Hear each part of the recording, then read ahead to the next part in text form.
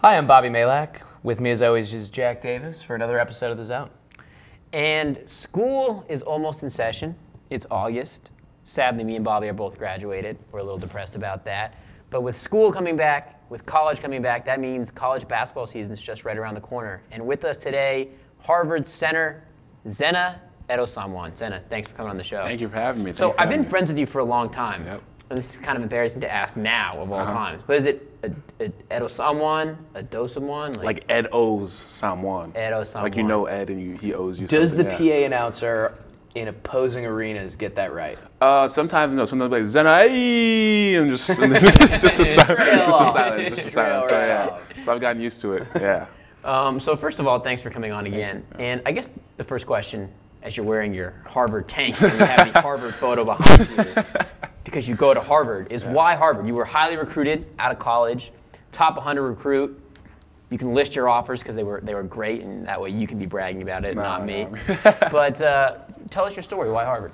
I think first off, it was kind of going to Harvard Westlake, going to type of elite academic school that kind of got me into thinking about Harvard. Because when they recruited me, I was like, I honestly didn't even know what state it was in until my senior year. Probably should have saved that story. Yeah.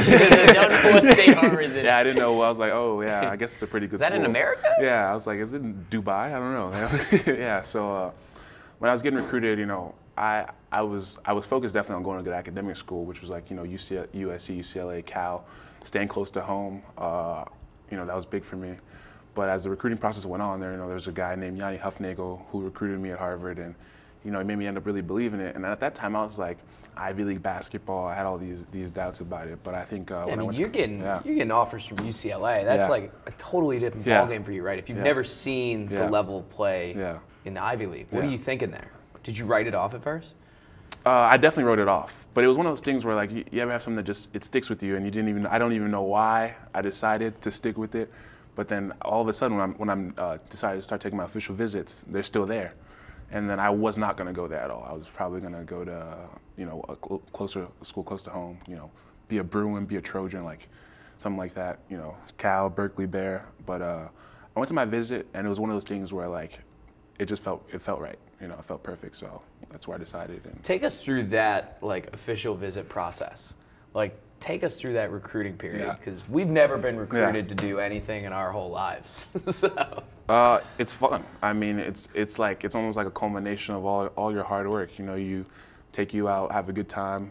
Everything's paid for, so you're like, it's the best time. Have your own room, great meals. It's like a vacation almost.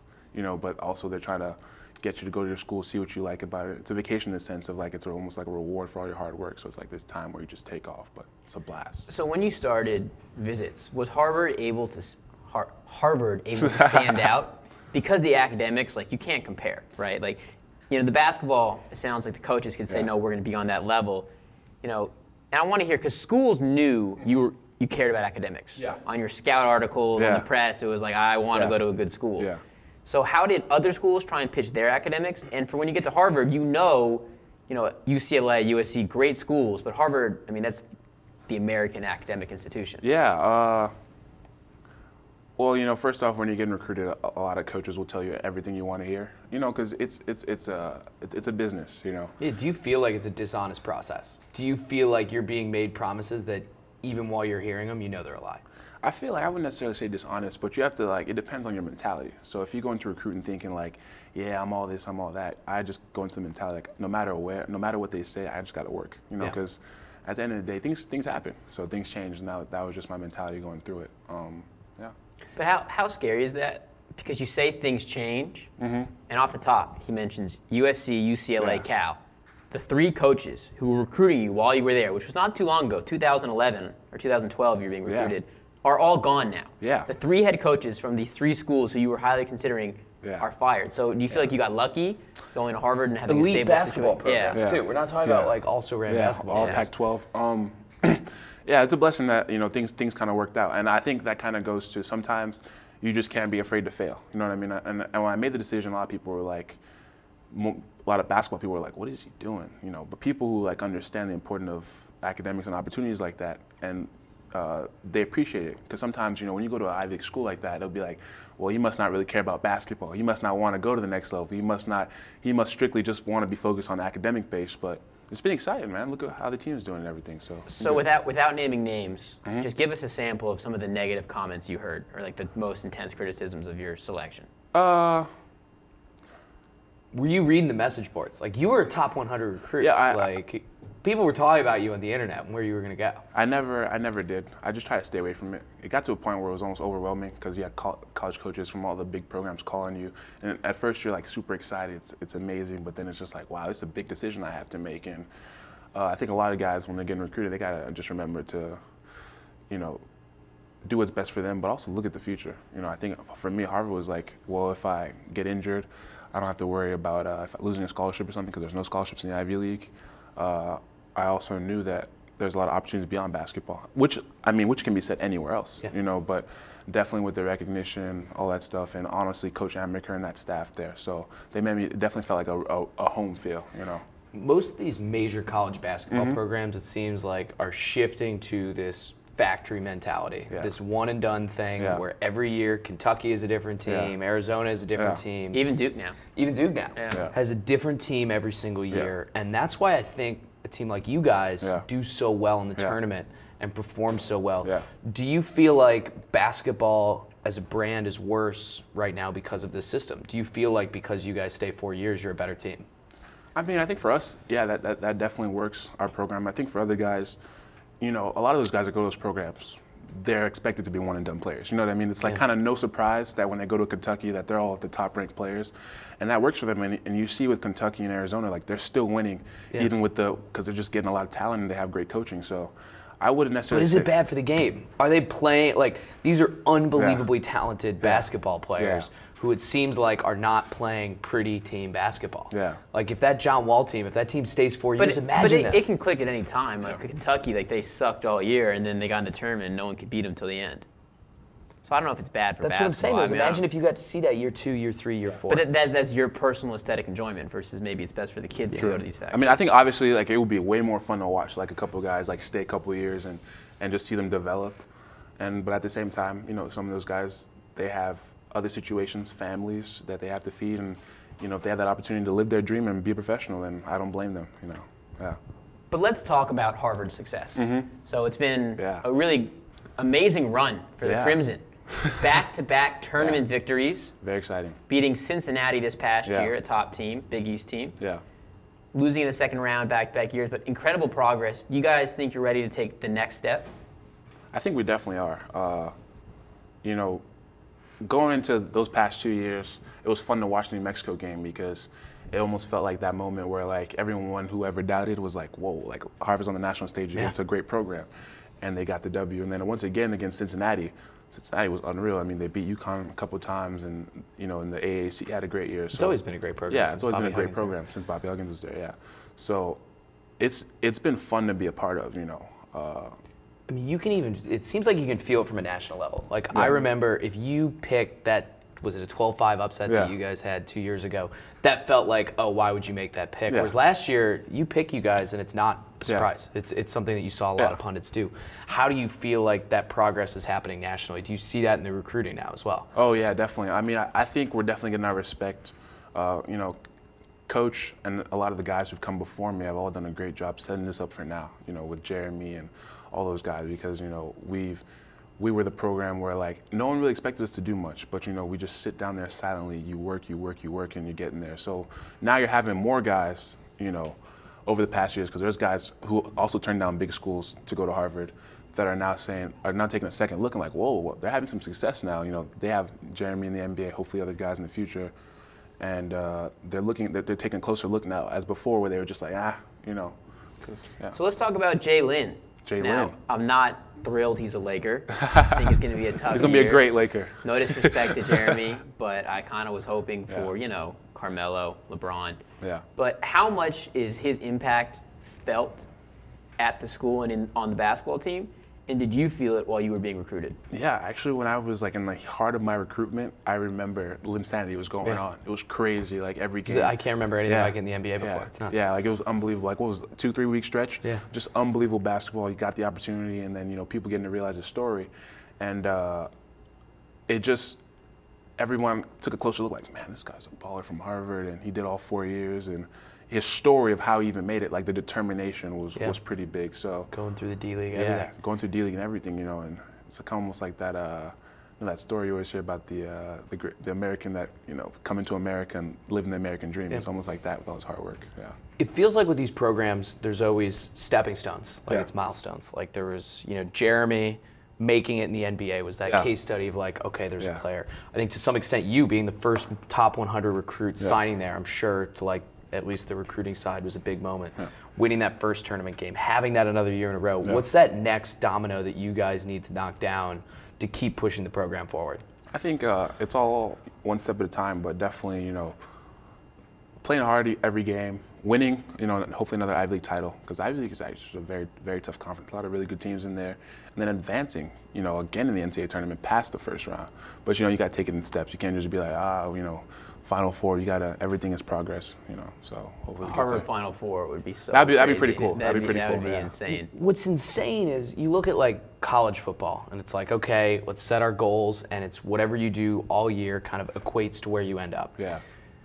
The NCAA tournament isn't like that. Obviously, with in a conference like you guys, the Ivy League, you've got to put in the work, you've got to win the Ivy League, but you get to the tournament and it's just free for all. Like, how difficult is that knowing that all the work you put in for the season comes down then to these individual games where anything can happen we see year after year? And matchups are pretty much random. Yeah. It's nerve-wracking. I think because you work so hard and it's like you want it so badly. Everyone wants it so badly. And you're judged off of like 1, 2, 3 games. It's 40 minutes. Yeah. It's 40 minutes, win or go home. Yeah. And it's like that's why I give credit to a lot of those teams actually being able to be a part of this tournament, watch, hopefully even better opportunities next year, is like you really, once you're actually there, you realize like how big that moment is. I mean, we're used to playing like a 2,000, 3,000 seat crowd. Not bad, right? Not bad, okay. But then all of a sudden you're in like a huge arena, 20, 30,000 people. Beyond 20 or 30,000 people, it's like the millions watching, the guy sitting in his cubicle watching on his computer. Everyone's got a bracket filled out. Like everyone's invested in these games. It's wild that. Yeah, it is wild. I mean, for you guys then, is the goal always just first win the Ivy League, get there every year and see what happens? Is that kind of like what the program standard you guys are trying to set is then? I think it's definitely win the Ivy League, obviously get an NCAA tournament bid, and then advance in the tournament. We're not one of those teams where we're happy to be there. I think. I guess we've gone past that stage as we've evolved as a program and being content, but now we're trying to take it to the next level, Yeah, I think a huge step in Harvard going to the next level is you wearing this tank top on the show that is clearly way too small. That has the Child's Harvard medium Shots fired tank right top. That's actually my tank. Definitely a medium. Definitely a medium. I stole that tank from my house. Very comfortable though. Yeah. But what I want to know is, with Harvard having all the success, and Tommy Amaker, an established head coach, coming in, is it like changing the individual players' goals? Because you would never think before, 4 years ago, that a guy who goes to Harvard to play basketball, he knows I'm going there to play Ivy League ball and get a good education. Maybe a banker, private equity, something maybe a banker, private equity, something like that. But now guys are going there, like yourself, like maybe a Wesley Saunders. Well, I'm going to Harvard so I can play in the NBA. And do you think that is that mindset on the team? Do guys you have a bunch of guys who want to go to the league instead of just want to go work at JP Morgan? Goldman Sachs. Not that it's a bad thing. It's not bad. It's not bad. All these fools trying to work in banking. I mean, I think that's good. It's good for the program because guys are. Would you say that's prevalent? Like guys clearly want to go to the league. Yeah, on your team? I would say definitely more and more as as the program gets bigger and more guys are coming, who are turning down the bigger schools. Yeah, obviously guys want to continue playing this game for a long time, and I don't blame them. I want to be one of those guys. And what are your goals after Harvard? After Harvard, I hopefully want to be an NBA player. And how much are you preparing that day to day? Is it different for you versus other players, do you think, or it's the same? Is everybody putting in the same amount of work and just seeing what happens after? When you say everybody putting in the same amount of work, do you mean like on my team or just outside? On your team. Like on our team. I mean, it would probably vary depending if a guy doesn't want to go to the NBA. He might put in less, you know. And some guys may just put in work because they want to, you know, college is where they want to be, but it takes a lot of work, you know, and I'm still learning, I'm still growing. It's been nice to kind of watch our older guys, you know, some of them are in summer league now, and kind of see their journey, and some of them have been playing pretty well, so it's been fun. Yeah. So does Tommy Amaker use that as a selling point because he comes from Duke and Michigan? Those, you know, he was tutored under Coach K at Duke, done very well in Michigan. People actually talk about him as a potential successor to Coach K when Coach K retires, which hopefully isn't for a long time.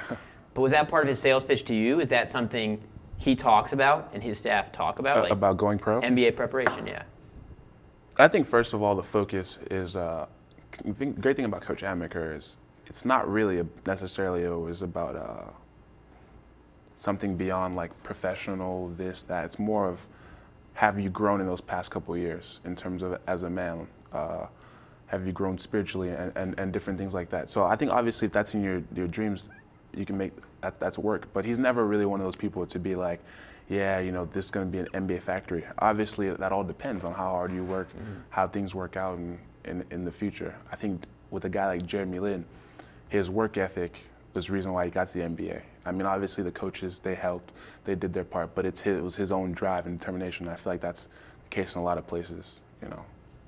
So let's talk about your own personal drive and determination then. And one thing I want to ask you, just because I'm curious. You were an elite player, top 100, as Harvard played against top competition. Best players you've ever played against? In college? Anytime. High school, college. Don't count that one time we had a shooting contest. No, don't count that, no. Because I won. It was pretty interesting in a tournament just watching Adrian Payne.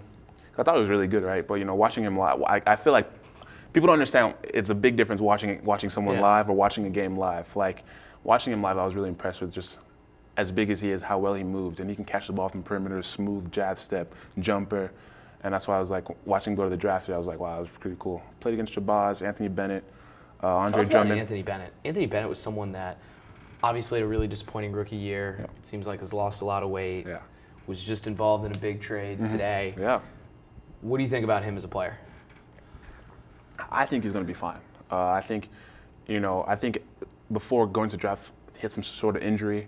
I think he was, and people don't understand, man. It takes time. These guys are young. You know, I feel like nowadays we're in such a we lack patience. You know, in the digital age where everything is just so quick, we lack patience. And with guys like that, I think from what I've seen, you know, in those younger days, like great work ethic. He plays the game hard, and I think as he grows and finds the right mentors and hopefully a good situation in Minnesota with Wiggins, he'll be fine.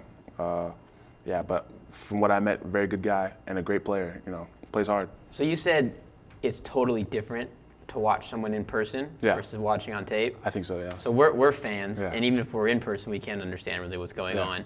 Everyone who's watching this is going to be fans. Can you enlighten us on like where that difference lies and like what you see as a player sitting on a bench watching that someone at home might not pick up? I think sometimes when you watch a game live, you may just see pay attention to like the little details. How hard does that guy play? Certain moves he makes, how quick? Because you know, TV we're watching at different angles. Sometimes when you get that nice baseline view, you're like, wow, like certain things become more impressive. How guys are leaders on the court and the little things they do, their attitude, how they talk, all that stuff. You definitely just pay closer attention to because you're right there. You know?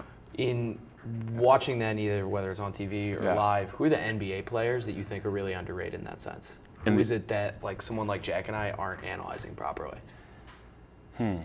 Which maybe everyone. We could analyze everyone. We may know nothing. That's also to be fact. I don't know what you guys think about Chandler Parsons, but I love Chandler Parsons' game. I think that contract. I pass the billboard of his model every time I come here to the studio. Yeah, pretty boy Chandler. He's great at modeling. Good-looking guy.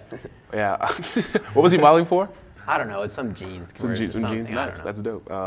No, I think I love watching Chandler Parsons play because I remember even when he was at Florida, I don't think he should have been a second-round pick because he can do everything. You know. So what do you think about him going to Dallas? I mean, they paid a ton of money. Yeah, a lot of money. Houston let him walk. They thought they had Bosch. Yeah. Kind of got spurred pretty hard by both of them. What do you think about that? I like that spurred. Yeah. I don't know. I mean, hopefully Dallas will be a good situation. Him and Dirk. Houston, I know they lost a couple guys. Jeremy, who else? But I think they should still do pretty well. hopefully Dallas can. Dallas has Tyson and Raymond Felton. Yeah. Dirk. Yeah, so they can definitely. It's going to be a good season this year. Raymond Felton's on that level, you know. Dirk, Tyson, Ray Felton. This has been an absolutely incredible NBA offseason. Yeah. Like, what do you think about what's going on? You look at the East, and we've seen the top seed in the East the last few years, in Miami. Yeah. Completely changed with LeBron leaving. We've seen Cleveland's ascension. We've seen Paul George get knocked out for the year, and Indiana also lose, Lance Stevenson. What's going on? What's going to happen this year? Honestly, I don't know, man, because for the last couple of years, the East has been pretty predictable. Yeah. And all of a sudden now, it's pretty unpredictable. You have Chicago, Miami, Rose coming back. Yeah, Rose, McDermott, and then all the Chicago's done such a good job with Coach Thibodeau and everything. Yeah. And it's honestly unpredictable with the West. Miami should still be good. Yeah. Miami will still be good. Like hopefully Wade stays healthy. Yeah. Yeah. They should still be pretty good. Cleveland, I'm excited to watch them. What do you guys think about the return? Cleveland's going to win the title. All this discussion's pointless. LeBron's going to bring home a championship. Yeah. He's going to ascend to heaven as the most popular athlete in the world. Ascend to heaven is hilarious. He's going to make $1 billion marketing. I'm about as team LeBron as you could possibly be at this point. I'm a big fan of what he did. Yeah. It's pretty incredible, being someone fascinated by marketing, seeing how someone could so quickly change the world's perception of them from being literally the most controversial, despised athlete. Villain, the decision, everything, to maybe the most loved athlete. And it's something that I think is really beautiful. Whether it was, when said and done, it may have been a basketball decision. I think the team he's playing on now in Cleveland might be better than the one he was playing on last year in Miami. Whether it was that or not, it was beautifully done. Yeah. Beautifully done. I agree. Is there a player you try and pattern yourself after? Do you have any mentors in that sphere? Yeah, definitely. Guys I like to study a lot. I love to study Tim Duncan.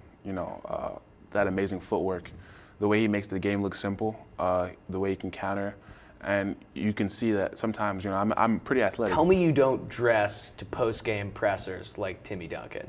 I think this tank. Please tell me that you do not. No. I don't think Tim Duncan owns a tank like this. No. You're off the court game off Tim Duncan. Tim Duncan is definitely a GQ type of guy. I love it. No, not in that sense. But Tim Duncan, KG, who else? A little bit of Rasheed, Wallace. I just love studying those guys because those guys play the game hard. They play the game smart. Rasheed playing the game hard. That's a little. Yeah. Well, in stretches. I think of like stretches Portland Rasheed. Yeah. Rasheed in Portland. Dude, you were too young to watch Portland Rasheed. Yeah, I still remember those days. You were like 4 years old. With Detroit too. He Detroit. was really what turned that franchise around. And you can tell he's just, even though the technical fouls or whatever, he wants to win. My favorite phrase in all of sports ever was when he would feel like there was a bad foul called on him, and the guy would miss the first three throws. The ball don't lie. Favorite phrase ever in sports. Yeah, definitely. So, nice, funny guy. Before we let you go, I want to know what life is like at Harvard as an athlete, right? Yeah. Because we have all of this, so many people are curious about what life at Harvard is like just for a student. Yeah. But for you, you have a huge athletic commitment. Yeah. You have professional dreams, which is professional athletic dreams that someone no one at Harvard or a very small population share with you. And also, you went to these schools like UCLA, Texas for official visits where they're crazed about sports. Is basketball craze taking over Harvard? What's your Harvard experience like? My Harvard experience is pretty good. First off, I think as the programs continue to do better, people have definitely come back. Students, we have a really good solid fan base and a lot of alumni and a lot of people that come and support. In terms of being a student athlete at Harvard, I think it's I like it a lot because it's very low key. It's not some other places where you're on the basketball team, you're treated like superstar celebrities. We're just treated like regular You're John people, Wall, Kentucky. You're not living the same life. Yeah. We're not, there, maybe get a little more catered to in terms of just how the people may react to them. I kind of like the fact that, being on the basketball team there is very low key, and Harvard's the type of place where there's a lot of kids doing a lot of amazing things. So you never really get too big-headed, which I like. It just keeps me level-headed, and you always remember that there's work to be done. Obviously, it's an honor to be at such an prestigious university, but it's a lot of really good people there. I think, just going on a side note, is that a lot of people may think Harvard's really pretentious and all this and all that, but from my experience, I came in with the kind of fear that I probably wouldn't fit in. That there's a lot of really down-to-earth people there, so I've really grown to appreciate the experience.